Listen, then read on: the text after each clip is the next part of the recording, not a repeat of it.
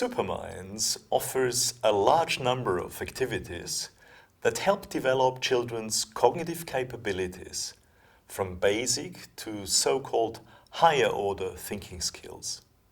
Basic thinking skills are important because they help the child to make sense of the world, and they are required for the development of critical thinking and higher order thinking skills, such as problem solving and decision making.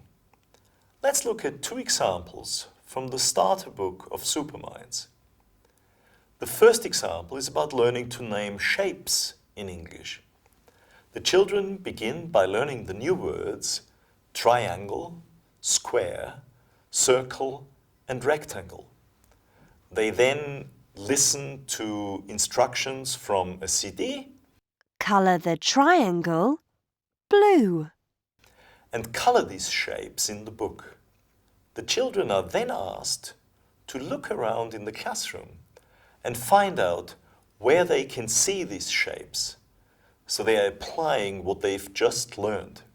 As in the example where the child's pointing at a clock saying circle, the students will think and notice various shapes around them, point at them and name them, and the teacher will praise the child and scaffold the language appropriately. For example, by saying, yes, that's right, it's a circle, the clock's a circle, and so on.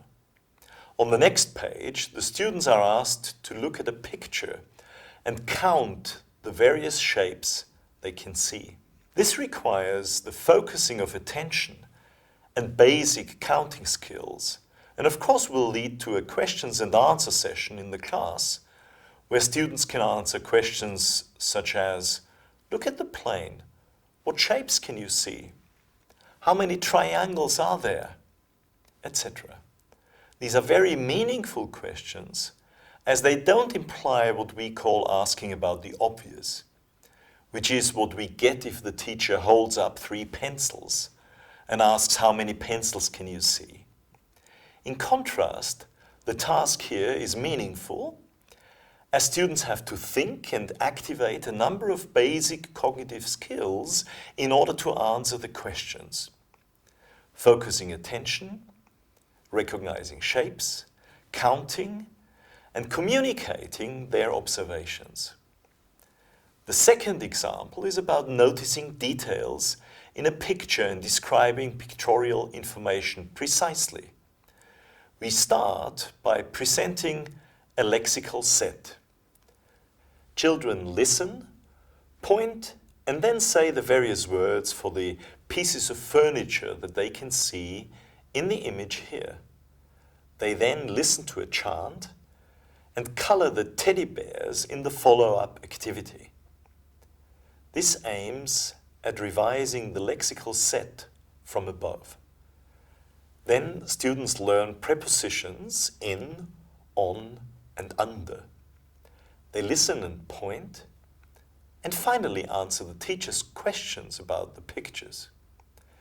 This requires memory skills, as the children have to remember sentences such as the kites in the cupboard, but it doesn't require any more thinking at this point, and this is done on purpose as students need to practice the new language first.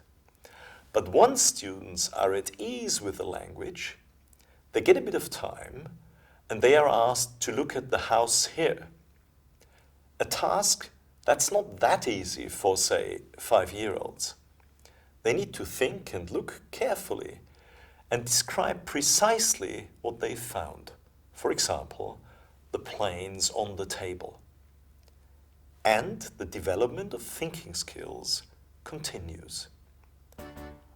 After listening to and singing a song where the language gets recycled, Put your toys away. Tidy up. the students take out some stickers depicting a range of toys from the appendix, and they stick them into the picture wherever they want.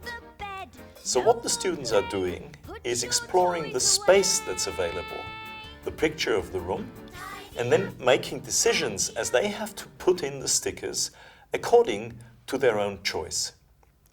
And this finally leads to a pair work activity where student A describes to B, without B seeing A's picture, the picture he or she has created. B uses another set of stickers and tries to create a picture that's identical to the one A is describing to them. The students compare the pictures and then change roles. B describes their picture to A, and A puts in stickers accordingly.